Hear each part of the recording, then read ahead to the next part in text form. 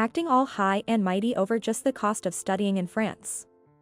Do you enjoy blaming others that much? The amount I gave Nancy was $50,000. It's too significant amount to be dismissed as just.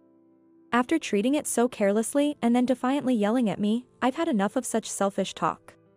I'm done with a spiteful MIL like you. Don't you dare come to my daughter's wedding. Fine, gladly.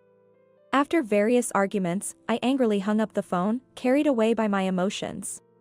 Once the living room quieted down, I realized I might have been too impulsive. However, I couldn't let go until I made my eldest son, Adam's wife, Nancy, who lied and used her daughter to deceive me out of money, learn her lesson. I've decided to take some revenge to correct her dishonesty. My name is Kayla. I'm turning 76 this year. I have 2 sons. Since Adam and Nancy have a daughter, Hannah, I couldn't help but adore her. Not wanting to be too interfering, I made sure not to skimp on the gifts for her celebrations.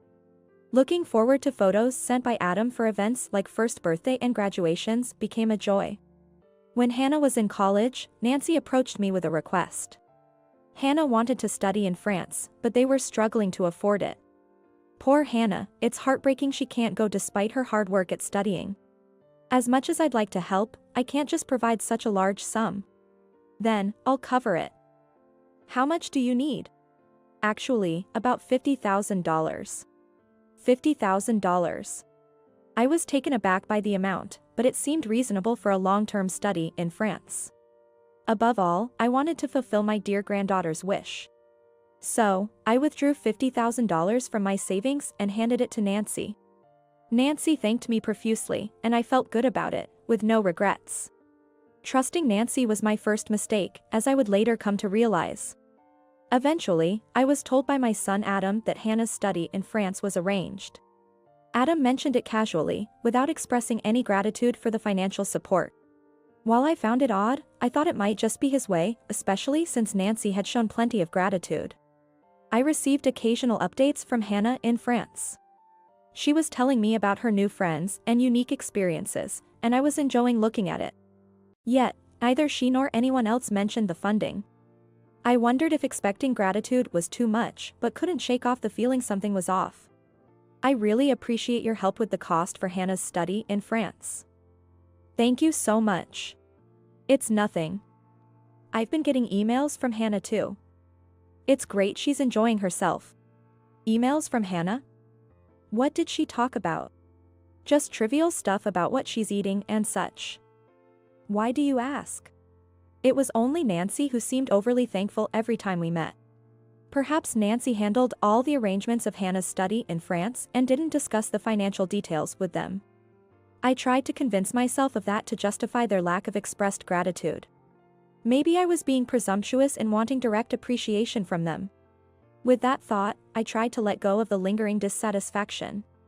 The truth behind my unease became clear years later when I heard Hannah was graduating and planning her wedding. I learned about Hannah's wedding when I received her invitation. Finding the lovely message card in the post made me as happy as if it were my own celebration.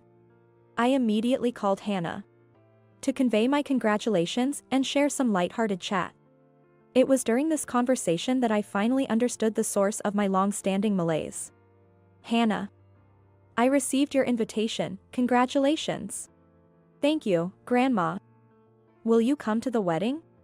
Of course.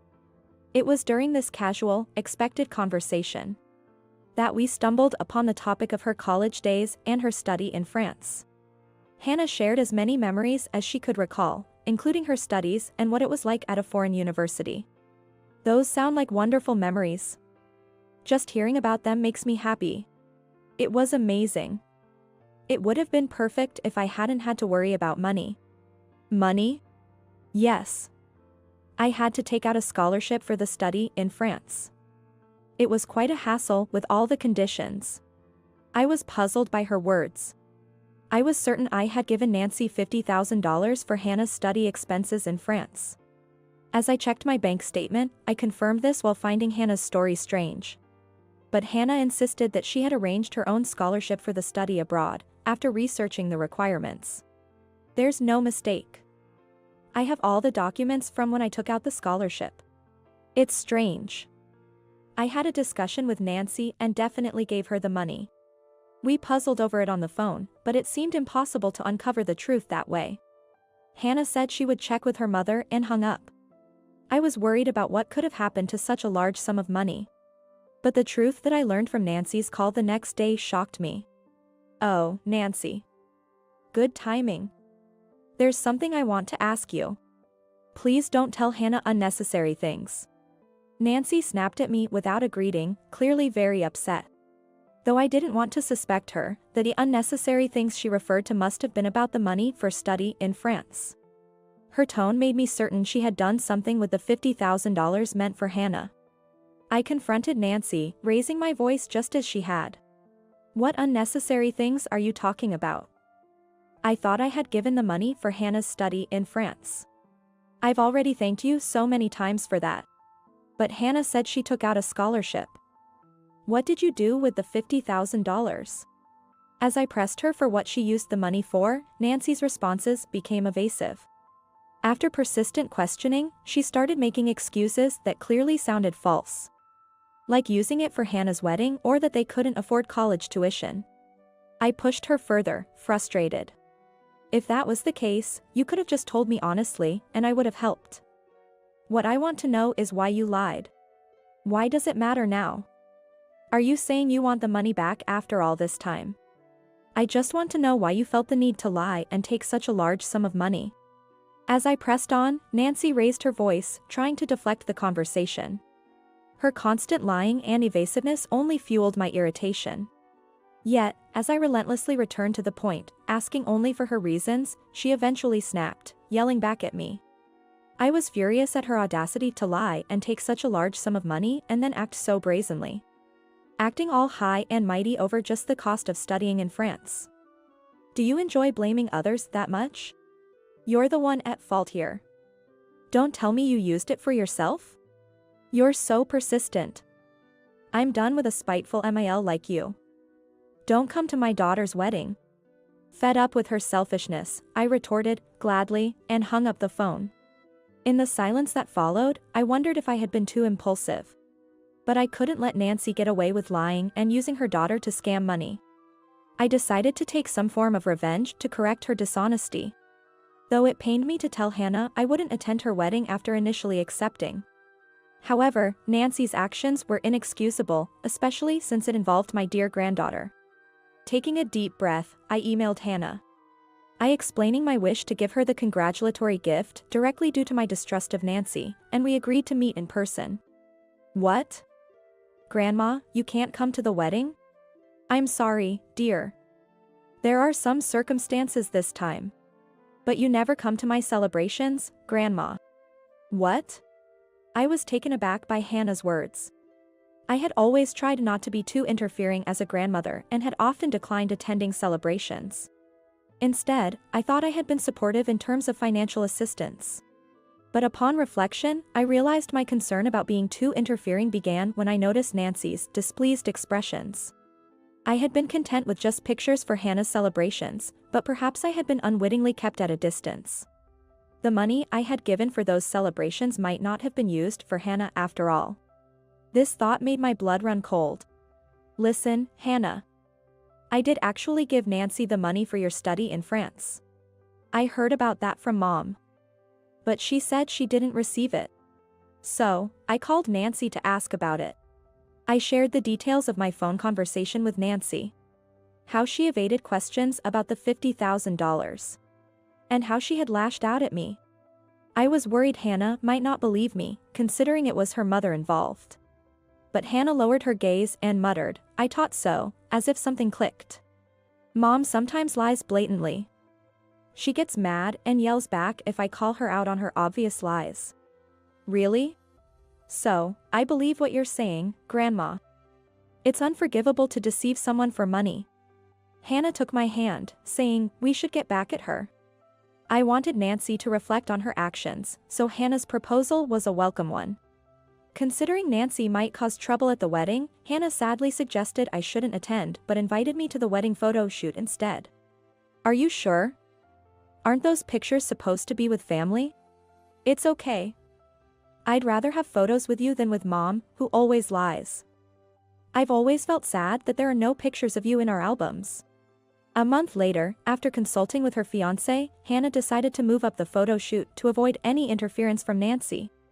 Hannah's bridal attire was even more stunning in person than in photos, and I couldn't help but get carried away with excitement. Seeing us, my son Adam gave a wry smile and apologized, feeling sorry for me.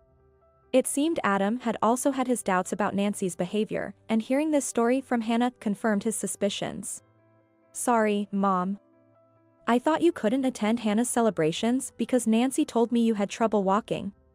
Is that so? And the money I've given Hannah over the years, that was all right? I think that was okay. I was there when we received it. Then it's fine. Adam mentioned he had other concerns about Nancy and was looking into them. Both Hannah and Adam were growing increasingly distrustful of Nancy's actions, especially given the amount involved in this incident. While I was chatting with the two allies I had gained, Nancy called my cell phone again. She had found out about the photo shoot being moved up and was displeased, calling to scold me. What have you done? What are you talking about?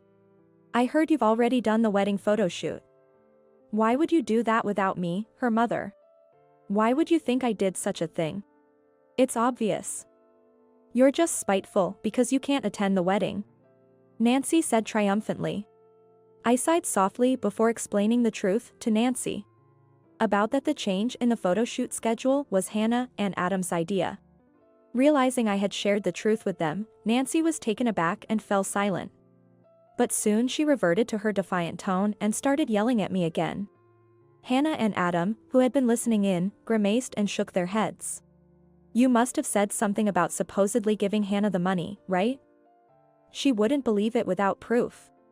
No, she believed me, and that's why we could have the photo shoot without you. Why would Hannah trust you over me, her own mother? It's probably because of your actions over time. Or would you like me to put her on the phone instead? When I asked this, Nancy responded with a loud ha! Hannah, who had been listening with a frown, took the phone from me. Mom? Hannah. How could you not invite me, your own mother, to such an important photo shoot? What were you thinking? Mom, you haven't even apologized to Grandma. Well, you haven't apologized to me either. What about the wedding photos without me, your mother, in them? Unable to bear Nancy's shouting, Adam took the phone from Hannah. They spoke a bit away from us, but it seemed the conversation didn't go well, as Adam hung up and quietly shook his head. I didn't think communication could break down this much. It's okay, Dad. I'm going to get back at Mom. You mentioned that before, but what will you do? I have a good idea.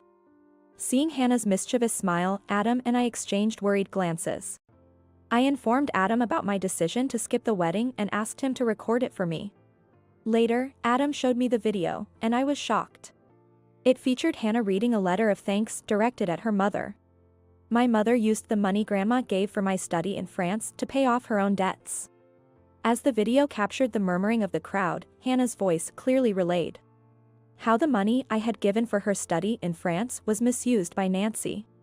She kept this a secret from me, Hannah, and Adam, and had disregarded me all along. Also, she did not have any respect me for this whole time. On the wedding day itself, I was made to miss the event because of Nancy. Hannah revealed all this in a loud, clear voice in front of the relatives. During the event, there were moments when a figure resembling Nancy was seen causing a commotion and raising her voice in protest. Don't lie. What joy do you find in belittling your mother? It's the truth. We even have proof. This exchange was captured by the camera. Nancy, probably wanting to maintain a good image in front of the relatives, was now shunned and hunched over in her seat, isolated. Adam made sure to record even her uncomfortable moments. I was in shock throughout the video and took a deep breath after finishing it. Hannah really went all out with her revenge. After investigating, it turns out Nancy used your $50,000 to pay off her debts. And not just that. She freely squandered money on trips and shopping. That's terrible. But the amount seems too large for just that, doesn't it? It's just the tip of the iceberg. It seems she has been borrowing money under false pretenses from various places. Adam's words left me speechless. It's not surprising that someone who could so easily lie to her family could do the same to others, but the extent was appalling. Adam decided to file for divorce, citing Nancy's bad habits. With Hannah married and living separately, it was a good opportunity, and she supported Adam's decision. Later, I was informed that the divorce between Adam and Nancy was finalized. Nancy still hasn't given up on Hannah, trying to make contact by claiming parental rights. But Hannah's husband has not allowed it and never will. I wouldn't want my children to meet a grandmother who lies like her, Hannah said, and moved far away to avoid Nancy. She keeps in touch with me via email as usual. Her husband is a good person, and we've become close as families since the incident at the wedding photo shoot. Nancy called me once. The content of the call was, ever since she got married and left the house, I can't get in touch with Hannah at all. Let me see my daughter. Say that everything you said was a lie. Of course, I politely declined and have since cut off contact with Nancy. Interestingly, $50,000 I had given for Hannah was thoroughly scrutinized during the divorce proceedings between Adam and Nancy, and it was returned. Her relatives are also aware of her misdeeds at the wedding, and now, it seems she doesn't have anyone on her side. She is reportedly working tirelessly, day and night, to pay off the alimony. Hannah, let me know first when you have children. I'm looking forward to it. Of course, Grandma. I'll always keep you updated. Hannah remains upbeat, and our relationship has grown even stronger. We're making plans for a family trip to create new memories, making up for the times we couldn't be together during celebrations. Have you moved out yet? Said the eldest son's wife, Mary, smirking. I, who was treated like a criminal and kicked out of the house, couldn't help but smirk inwardly at her. My name is Maria. I turned 60 this year. I've been a workaholic all my life, but in 5 years, I'll be retiring from my job. I have 2 sons. I used to live with one of them, my eldest son, Jason. After my husband passed away early, Jason, who lived alone, worried about me and invited me to live with him. After a while, he got married. His partner, named Mary, was a colleague he met at work. At that time, I suggested to him that I should move out, but he said it was fine for us to live together. So, I didn't leave Jason's house and continued to live as before. Of course, I thought Mary had happily accepted me living with them. A few months after Jason got married, the true nature of my daughter-in-law, Mary, began to show. She was supposed to be working, but suddenly quit her job. Jason was surprised at the time, but she brushed it off by saying, "We might have a child, right?" I thought it was fine if he was okay with it. However, instead of dedicating herself to household chores after quitting her job, she did nothing of the sort. All the cleaning and laundry were dumped on me. Most of Jason's meals were just pre-packaged side dishes transferred from the pack to the plate. I tried to speak up once, but my concerns were not welcomed. Rather, it seemed to have caused resentment, and I was accused of bullying the daughter-in-law. With such accusations, I was left with no recourse. It's their marriage, so I thought to leave them be, but I couldn't just ignore it when all the troublesome tasks were thrown my way. My work will soon end, and I'll receive my retirement benefits. Having worked decently, I expect to receive a decent amount. With that money, I could afford to rent a place and live on my own. I feel bad for Jason, who invited me out of concern, but I couldn't stand being nice in front of such a daughter-in-law anymore. Since then, I've been searching for a place to live while working. One day, Mary approached me with a smirk. "Do you have money, Maria? Why do you ask that all of a sudden? You've been looking for properties lately, right?" said Mary. Wondering what she was plotting, she suddenly grabbed my hand and started pleading. "If you have money, could you lend me some?" What? I was surprised by her request. When I said that she should be receiving living expenses from Jason, she began to cry exaggeratedly. "It's not enough. I receive living expenses from his salary, but he seems to be spending it on gambling and alcohol. And the money for me is getting less and less." What? I was shocked. Jason was always so serious and stiff. Gambling and alcohol. It seemed impossible, but as Mary sobbed and sniffled, she tried to garner my sympathy. Even so. It's terrible. won't you take my side, Maria? There are only enemies in this house for me. I want to go back to my parents' house. But I don't even have the money to go back. My phone also has been taken away. I couldn't believe Jason would do such a thing, but as she said, she didn't have the phone she had shown me before. Shocked to learn this new side of my son, I was taken aback. How much are you short? Jason only gives me $100 a month for living expenses. What? Maria, could you give me $400 for living expenses? I was puzzled by her statement. That's not enough money to live on. What is my son hiding? As I suspected, Mary quickly began to prepare to leave the house after receiving $400. Suddenly, where are you going? I have to hide it. If this gets out, I'll be back late, she said and left for somewhere. I thought it was flashy for going to hide something, but since Mary always liked flashy clothes, I didn't feel anything was amiss at the time. After Jason came home, I immediately confronted him with what I heard from his wife. What's going on? Jason's face turned red, and he bitterly spat out, "That woman. Mom, she tricked you." What? Since we got married, her spending has been out of control. That's why I took over managing the money. If I gave her $1,000 a month for living expenses, she'd spend it all in less than half a month. She kept saying it wasn't enough and demanded my bank book or credit card. Jason said with anger in his voice. I couldn't believe he was lying given his serious demeanor. I took away her cell phone because she was cheating. When I asked her to show me the contents, there was clear evidence. She was spending my salary on another man. I was shocked by Jason's words. I couldn't believe such problems were occurring between the two of them, who had only recently married. I thought it was best not to get too involved, so I knew nothing about this. The money you lent her is probably already gone. You must never lend her money again. I could only nod strongly at his words. After hearing from Jason, my distrust of Mary grew even more. Since then, she has asked me for money several times, but I've evaded and dodged her requests. Gradually, her mood worsened, and she began to lash out at me. It's because you're here that he won't give me any salary. We can't afford to support you. If you leave, we'd have more room in our budget. You understand, right? Every time we passed each other, she made me her enemy and complained. Why do I have to endure so much? Your mother is always at home, either on the computer or watching TV. I saw her yelling at Jason like that. He kept trying to calm her down, but she wouldn't listen in her anger. I've felt increasingly uncomfortable in this house and recently started using cafes as my place to use the computer.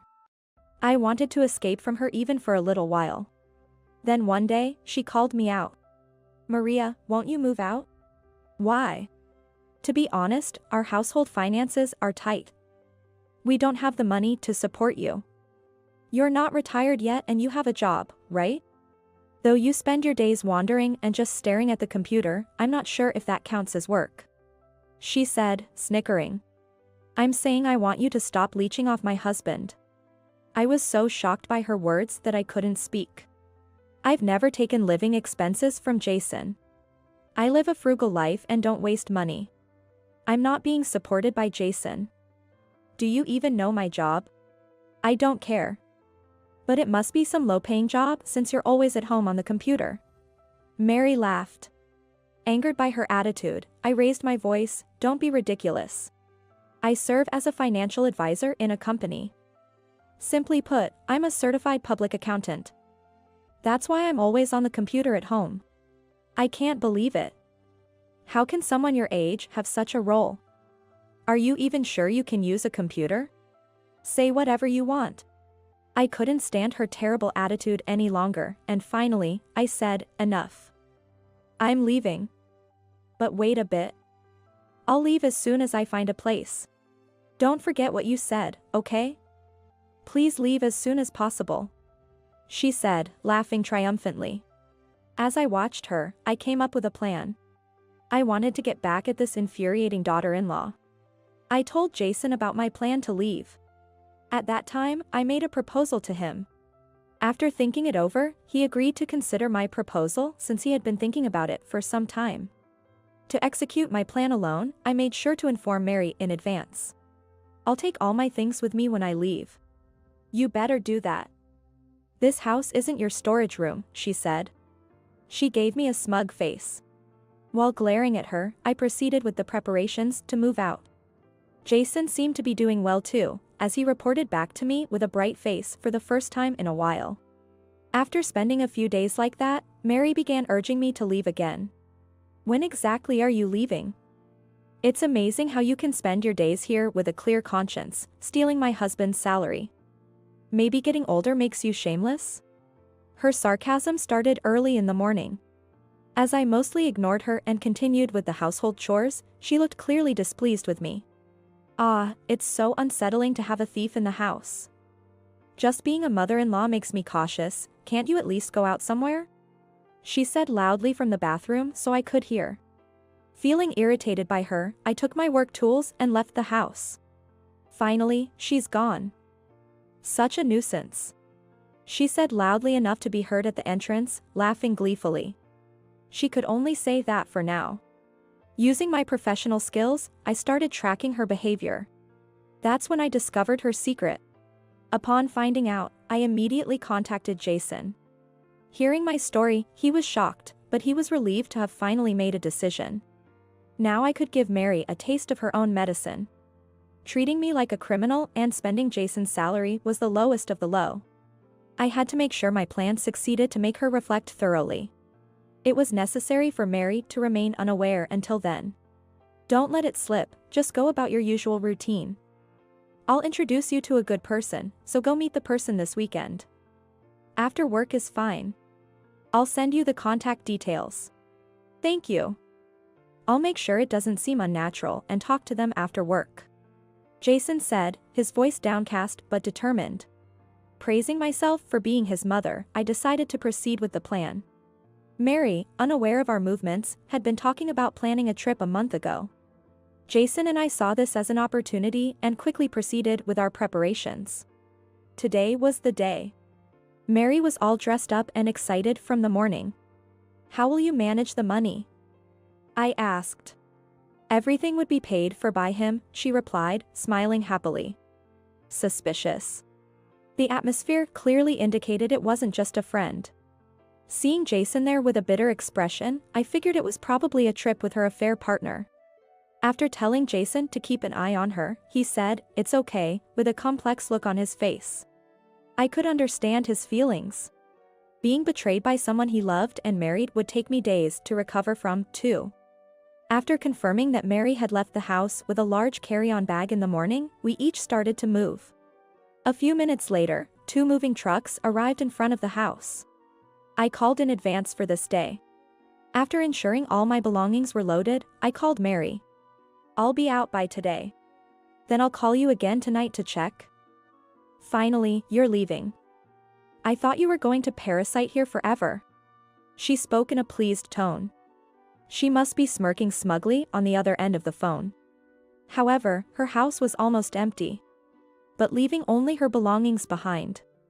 Jason looked around the empty house and placed his wedding ring the most visible spot. Also, could you leave this too? But this. We had an argument before, and I thought this would prove it. I handed him a copy of my salary statement, saying that. Surprised by the amount, he realized this was the salary I had always received. I didn't know you earned this much. I'll take after you, Mom. Strive to do your best. I smiled at him and got into the car. At night, as promised, Mary called me. Have you moved out yet? Her tone was so sneering, it was palpable. It was utterly distasteful. Yet, knowing I would never have to see her face again felt refreshing. I gave her a brief reply, and she quickly hung up. I called Jason. Did everything go well? Have you properly explained to your workplace, in-laws, relatives, and siblings? Yeah, I had plenty of time, so I managed to explain everything to everyone. Did your move go smoothly? Yes, I found a lovely place. When everything settles down, come visit me. Of course. I'll bring my brother along too. Jason sounded relieved and brighter than before. I felt relieved at his change and decided to wait for Mary's next move. A few days later, I received a frantic call. Recognizing the number and name, I knew it was her. She must be bewildered by the empty house and her husband's disappearance. I had already told Jason not to answer. I made sure to advise that, if possible, our whereabouts should remain completely unknown to Mary. Hello? Maria. Jason is in trouble. Her panicked voice was piercing. I quickly switched to speaker mode. What happened? Jason is gone, he left, it's like a disappearance. Nothing is left behind, and even his clothes and belongings are gone. It must be your doing, right? Where is he? I don't know. I've already left the house, so please don't drag me into your problems anymore. Where are you, Maria? I'll come to pick him up. Unfortunately, Jason isn't with me. If you want, I can switch to the camera and show you my room? I switched to video call and showed her the inside of my room. She was speechless, perhaps finally convinced. You should try contacting relatives or his workplace. I've already done that. But he's not there. They told me he took a few days off. I don't know where he is. How am I supposed to live from now on? You should work and earn for yourself. Well, you have debts, so I doubt you can live a wealthy life. When I mentioned her debts, Maria gasped in shock. How do you know about that? Did you think I wouldn't find out? I did a little digging into your affairs. It seems you've been taking money out of my son's salary to pay off your debts, right? And on top of that, you're still financially supporting your lover despite everything. I suppose the trip was with your lover, wasn't it? Jason knew about it. And that's why he left to cool off. He'll contact you eventually. Hearing this, Mary was shocked into silence, unable to respond for a while. Finally, when she spoke again, she attempted to sweet-talk me. By the way, I saw your salary statement.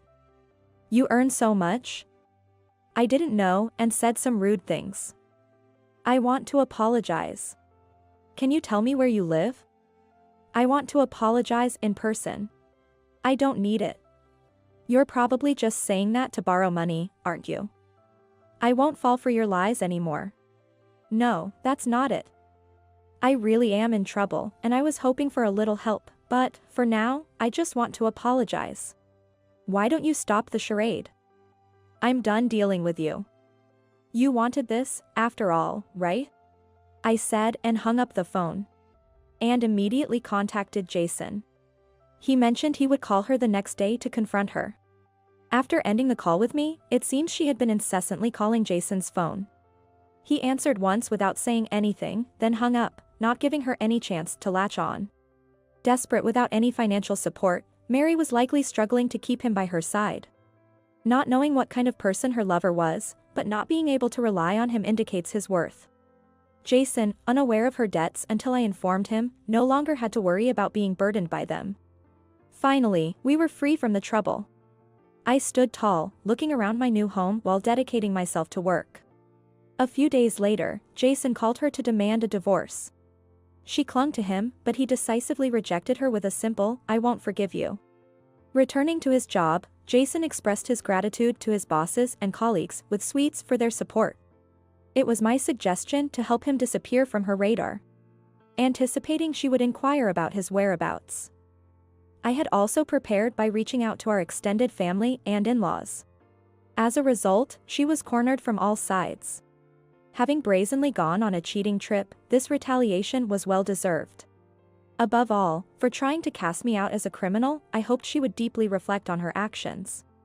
Following this, Mary found herself overwhelmed with her accumulated debts.